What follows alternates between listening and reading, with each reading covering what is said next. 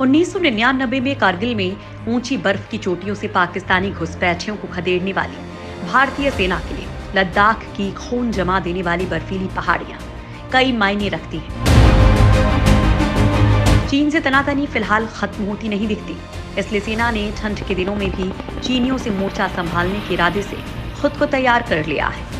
लद्दाख में वास्तविक नियंत्रण रेखा पर भारत चीन के बीच मई से चल रही तनातनी सैन्य, राजनीतिक और कूटनीतिक प्रयास किए जाने के बावजूद फिलहाल खत्म होती नहीं दिख रही है।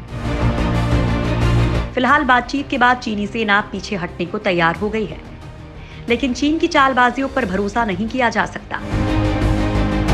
3 दौर की सैन्य वार्ताओं में दोनों देशों के बीच बनी सहमतियां फिलहाल अभी तक धरातल पर नहीं उतरी हैं।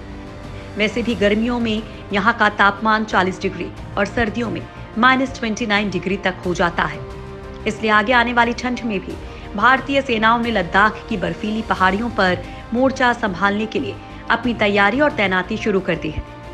दोस्तों, आज हम आप लोगों को इस वीडियो में सेना की इन्हीं तैयारियों के बारे में बताएंगे। साथ ही आपको दिखाएंगे कि आखिर ठंड से सेना के जवानों को बचाने के लिए क्या इंतजाम किए जा रहे हैं। लद्दाख की बर्फीली पहाड़ियों पर जमने को तैयार सेना।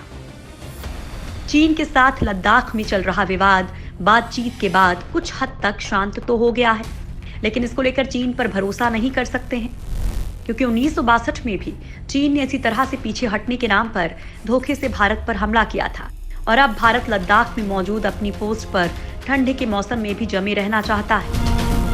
LAC पर लंबी तैनाती के लिए तैयारी के लिहाज से रक्षा मंत्रालय ने भी अपनी तैयारी कर ली है।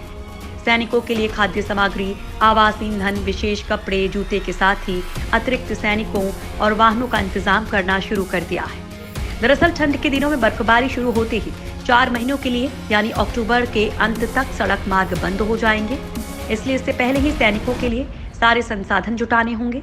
हालांकि मुश्किल हालातों में वायुसेना के परिवहन विमानों की सेवाएं ली जा सकेंगी, लेकिन इन उड़ानों में भी समय की पाबंदी है। दोपहर से पहले विमानों को लेह से बाहर उड़ना पड़ता है, क्योंकि दुर्लभ ऑक्सीजन के साथ तापमान में बढ़ोतरी विमानों के इंजन को प्रभावित करती है। के डिवीजन के सैनिकों को 14,000 फीट से अधिक ऊंचाई पर तैनात किया गया है, जहां अक्टूबर अंत में रात का तापमान 0 से 15 डिग्री सेल्सियस तक नीचे जा सकता है। जिन रेजिमेंट के ऊपर पहाड़ियों पर तैनाती की गई है, वे कुछ हफ्तों के लिए राशन के अपने स्टॉक पर टिक सकती हैं। उनके पास पूर्व निर्मित संरचनाओं और कई स्थानों पर अन्य आवासों के अलावा टेंट भी हैं। अधिक ऊंचाई पर तैनात सैनिकों के लिए बर्फ या आर्कटिक टेंट की भी व्यवस्था की जा रही है। लद्दाख के पास बनेगी इंटीग्रेटेड BOP। भारत और चीन के बीच बॉर्डर पर तनाव को कम किया जा रहा है। इस बीच भारत की ओर से हर मौसम से निपटने के लिए तैयारी की जा रही है। दरअसल 2 महीने बाद लद्दाख में मौसम बदल जाएगा। सितंबर-अक्टूबर से यहाँ बर्फबारी शुरू हो जाती है। तापमान गिरने की वजह से यहाँ जवानों का टिक पाना आसान नहीं होगा।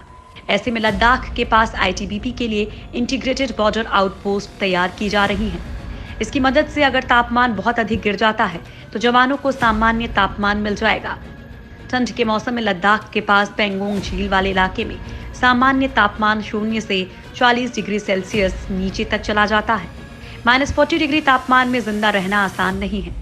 यहाँ मौसम इतना ठंडा हो जाता है कि सांस लेने में भी दिक्कत आ सकती है। इसी को देखते हुए लद्दाख के लुकुंग इलाके में इंटीग्रेटेड BOP बनाई जा रही है। ITBP और NPCC इस प्रोजेक्ट को मिलकर पूरा कर रहे हैं, जिसके बाद इन आउटपोस्ट के अंदर जवानों को 22 से 28 डिग्री सेल्सियस तक तापमान मिल पाएगा, जिससे रोकने में कोई परेशानी ना हो। इस बॉर्डर आउटपोस्ट के बनने से ITBP के जवान हर मौसम में लद्दाख के अलग अलग जगहों पर रह सकेंगे। इसका फायदा ये होगा कि चीन फिर से आज वाली गुस्ताखी नहीं कर पाएगा। अगर करेगा तो फिर से उसे मुंहतोड़ जवाब भी मिलेगा। लद्दाख में खून जमा देने वाली हवा है बड़ी चुनौती। लद्दाख में LAC से सटे ज्यादातर इलाकों में सर्दियों में तापमान -25 से -40 डिग्री सेल्सियस तक गिर जाता है। कुछ जगहों पर ये -50 डिग्री तक पहुंच जाता है। भारी बर्फ के बीच आगे बढ़ना नामुमकिन रहता है। इसके अलावा 40 किलोमीटर प्रति घंटे की गति से बर्फीली हवाएं चलती हैं। वहीं बर्फीले तूफान आफत और बढ़ा देते हैं।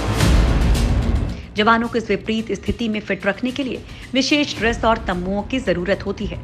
इसलिए OFB को तिहरी परत के साथ एक्सट्रीम कोल्ड क्लोथिंग से बनी 80,000 जोड़ी ड्रेस का इंतजाम कराने को कहा गया है। इसके साथ ही विपरीत हालात से बचाने वाले तंबू भी चाहिए। ये 3 लेयर ECC सूट और जूते लद्दाख में तैनात जवानों के पास पहले से मौजूद वर्दी और जूतों से वजन में हल्के और ठंड को झेलने में ज्यादा कारगर होते हैं। सामान्य परिस्थितियों में सितंबर के अंत में LAC के दुर्गम इलाकों में भारत और चीन के सैनिक गश्त बंद कर देते हैं। कई अग्रिम चौकियां भी पीछे हटा ली जाती हैं। सर्दियों में भीषण ठंड और बर्फीले तूफानों के कारण इन इलाकों में गश्त करना मुश्किल होता है।